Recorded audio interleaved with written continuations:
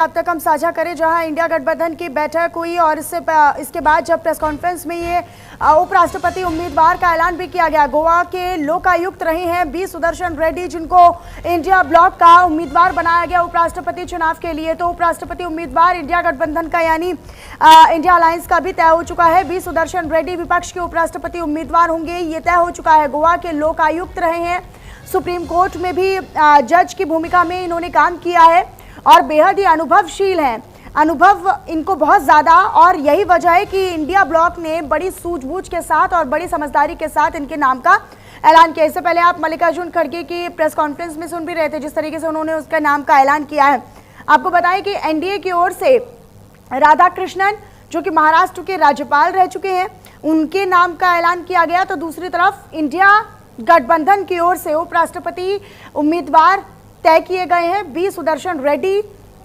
और अब ये जो पूरी किस तरीके से चुनाव होगा, ये काफ़ी दिलचस्प हो जाएगा। बहुत महत्वपूर्ण चुनाव है उपराष्ट्रपति पद के लिए। अचानक से उपराष्ट्रपति जगदीप धनखड़ के इस्तीफे देने के बाद लगातार कयास लगाए जा रहे थे, लगातार कई नामों की चर्चाएं थी। हालांकि उन्होंने इस्तीफा क्यों दिया, इसको लेकर भी कई तरह के सवाल उठ रहे थे। तमाम विपक्षी दल जो थे वो बीजेपी पर और तमाम जो दल थे वो सरकार पर निशाना साध रहे थे और ये कह रहे थे कि क्या दबाव में आने के बाद जगदीप धनखड़ ने एकाएक इस्तीफा दे दिया है स्वास्थ्य का हवाला देते हुए। लेकिन अब उसके बाद से कई नामों की जो पूरी फहरिस्त थी वो सामने आ रही थी, कई नामों की चर्चाएं थी। लेकिन एनडीए ने जब कल ही सीपी राधाकृष्णन के नाम का ऐलान किया, तो दूसरी तरफ अब इंडिया गठबंधन की ओर से भी बी सुदर्शन रेड्डी के नाम का ऐलान कर दिया गया है। इससे पहले आपने प्रेस कॉन्फ्रेंस में सुना भी। आपको बताएं कि गोवा के लोकायुक्त भी रह चुके हैं, सुप्रीम कोर्ट में जज की भूमिका में भी रह चुके हैं, काफ़ी अनुभवी हैं। और रजत राकेश टंडन जी हमारे साथ जुड़े हुए हैं इसी पर अधिक जानकारी के साथ। रजत जी, क्योंकि हमने देखा कि कई नामों की अटकलें तभी से थी जब जगदीप धनखड़ ने इस्तीफा दिया था उपराष्ट्रपति पद से। इसके बाद अब इंडिया गठबंधन और साथ ही साथ इससे पहले एनडीए गठबंधन, दोनों के नामों का ऐलान हो गया है। लेकिन हम बी सुदर्शन रेड्डी को किस तरीके से देखें, क्या विचार, क्या मंशा रही? देखिए, ये था कि क्योंकि साउथ से एक नेम पिक किया था एनडीए ने, तो एक प्रेशर था कि साउथ से ही किसी उम्मीदवार को आगे लाया जाए। हालांकि कल जब मीटिंग हुई थी तो ये भी राय थी कि बिहार में इलेक्शंस है, बिहार को फोकस करके ले आए, लेकिन उस पर एक आम सहमति नहीं बनी। क्योंकि जो एनडीए ने नाम चूज किया था उससे जो साउथ की पार्टीज थी, जो इंडिया अलायंस के पार्टनर थे, एक प्रेशर था कि सन ऑफ साउथ को अगर वो लड़ाना चाह रहे हैं तो इंडिया अलायंस क्या करेगी। और वाइस प्रेसिडेंट और प्रेसिडेंट का जो इलेक्शंस होता है, इसमें कोई विप नहीं होती। और हर बार हम देखते हैं कि जब भी इस तरीके के कैंडिडेट्स आते हैं, चाहे वो महाराष्ट्र का आया हो तो मराठी अस्मिता हो, उत्तर प्रदेश का हो तो यूपी की फीलिंग हो, उसके साथ कई दल ऐसे होते हैं जो अपने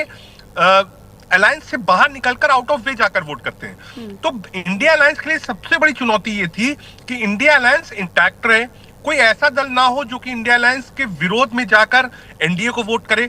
इसलिए एक आम सहमति ये बनी कि साहब हमको दक्षिण भारत से ही किसी कैंडिडेट को बनाना है। कल ये सहमति बन गई थी। दूसरी बात ये थी कि किसको चुना जाए, क्योंकि आप देखिए लगातार इंडिया अलायंस का जो कन्फ्रंटेशन चल रहा है, वो चाहे वो जुडिशरी से हो, चाहे वो संवैधानिक संस्थाओं से हो, इससे चल रहा है। तो इंडिया अलायंस में एक ये भी सहमति बनी थी कि किसी ऐसे व्यक्ति को दिया जाए जो जब बोले बातचीत करे, जो खुद हो, और वो एक्सपीरियंस था। आप देखिए लोकायुक्त रहे, उसके बाद सुप्रीम कोर्ट के जज रहे, साउथ से आते हैं, तो जितने भी इंडिया अलायंस के पार्टनर्स थे वो सब इस नाम पर रेडी थे। हालांकि मैं फिर कहूंगा, महज एक औपचारिकता होगी, कोई बहुत बड़ा कंटेस्ट नहीं होने जा रहा है, कोई बहुत बड़ा उलटफेर नहीं होने जा रहा है। एनडीए कैंडिडेट राधाकृष्णन बिल्कुल आप कह सकते हैं केक वॉक है। लगभग 125 से 135 अतिरिक्त वोट जो है वो एनडीए के पास है। तो इसमें यह कहना कि कोई कंटेस्ट है, कोई कंटेस्ट नहीं है, कोई बड़ा उलटफेर हमको देखने को नहीं मिलेगा। बस देखना यह है कि क्या इंडिया अलायंस इस कैंडिडेट के साथ इंटैक्ट रहेगा और आउट ऑफ वे जाकर पार्टीज वोट नहीं करेंगी। लेकिन रजत जी, जैसे कि आपने अभी जिक्र किया कि चाहे हम कानूनी तौर पर देख लें या लीगल एक्टिविटीज को देख लें, विपक्ष लगातार इससे पहले चुनाव आयुक्त के खिलाफ उन्होंने एक मोर्चा खोल दिया। तो इस तरीके से एक मैसेजिंग देने की कोशिश की जा रही है कि बी सुदर्शन रेड्डी को चुनना कि विपक्ष एक साथ है, विपक्ष एकजुट है, एक मंच पर होने के साथ साथ एकजुटता का संदेश एक तरीके से इसे देखा जाए कि एक कैंडिडेट के पीछे सबकी सहमति है। देखिए, ये लिटमस टेस्ट होगा इंडिया अलायंस के लिए।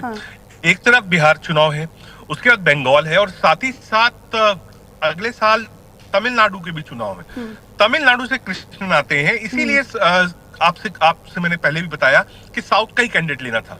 अब इंडिया अलायंस को इंटैक्ट कैसे रखा जाए, ये कांग्रेस की जिम्मेदारी है। इस कैंडिडेट के साथ ऐसा ना हो कि साउथ की कोई पार्टी, साउथ के सांसद अलग हो जाए, क्योंकि कल हमने देखा था कि रीच आउट जो एनडीए की है, वो जो साउथ से एमपीज आते हैं, चाहे वो लोकसभा के हो या राज्यसभा के हो, वो शुरू हो गया है। कोशिश यही है कि भाई जो साउथ के एमपीज वोट करें, इसलिए एक ऐसा नाम दिया गया है जो कि साउथ की जो पॉलिटिक्स है वो एनडीए और इंडिया अलायंस की बैलेंस हो। ठीक है सर, आप बने रहिएगा हमारे साथ। मेरे साथ मेरे सहयोगी पंकज वानखेड़े भी लाइव जुड़ चुके हैं। मैं सीधा पंकज अब आपका रुख कर लेती हूं, क्योंकि लगातार अटकलें थी कि कौन से नाम का ऐलान होगा। हालांकि इस लिस्ट में कई सारे नाम थे इंडिया गठबंधन के सामने भी, लेकिन अब बी सुदर्शन रेड्डी को उम्मीदवार के तौर पर उतार लिया गया है। बिल्कुल, बेशक देखिए, इसको लेकर पहले से ही मंथन था कि कोई ऐसा व्यक्ति हो जो नॉन पॉलिटिकल बैकग्राउंड से हो। और सबसे महत्वपूर्ण है कि टीएमसी की तरफ से लगातार इस बात को कहा जा रहा था कि कोई ऐसा व्यक्ति हो जिसकी छवि साफ हो, जिसमें कोई पॉलिटिकल एंगल ना हो, और जिससे कहीं ना कहीं जो एनडीए अलायंस जो तमाम पॉलिटिकल पार्टीज हैं वो भी मजबूर हो जाए एक बार सपोर्ट करने के लिए।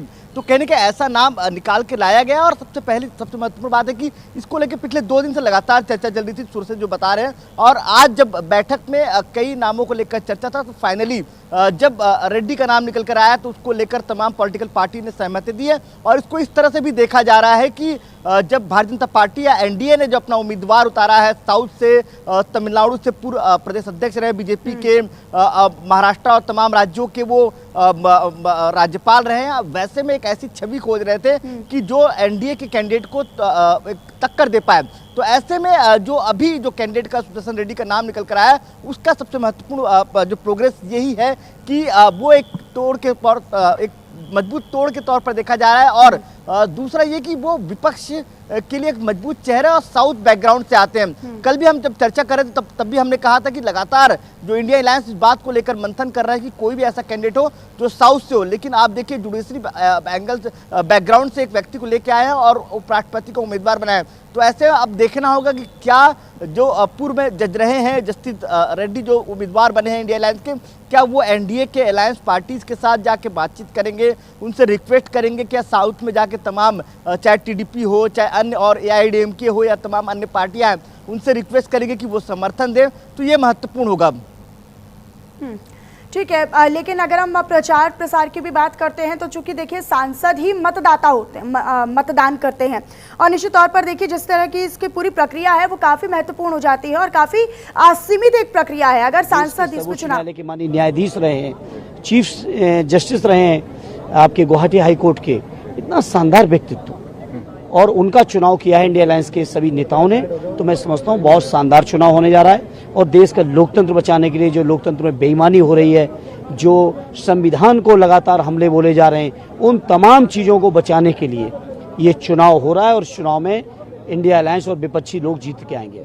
सीपी राधाकृष्णन उनके खिलाफ होंगे इस बार के चुनाव में, कैसा रहेगा इस बार का जो कंटेस्ट होगा? बहुत शानदार होगा, बहुत शानदार होगा। जहाँ से कृष्णन साहब हैं वहाँ की लीडिंग, न केवल लीडिंग और रूलिंग पार्टी, बल्कि मैं समझता हूँ जिस पार्टी को वहाँ की 75% जनता का समर्थन है, वो पार्टी रेड्डी जी के साथ है। आखिरी प्रश्न मेरा एसआईआर को लेके होगा। 18,000 एफिडेविट आप लोग दे चुके हैं, अखिलेश जी ने भी ये बोला है, इलेक्शन कमीशन की तरफ से उन्होंने बोला है कि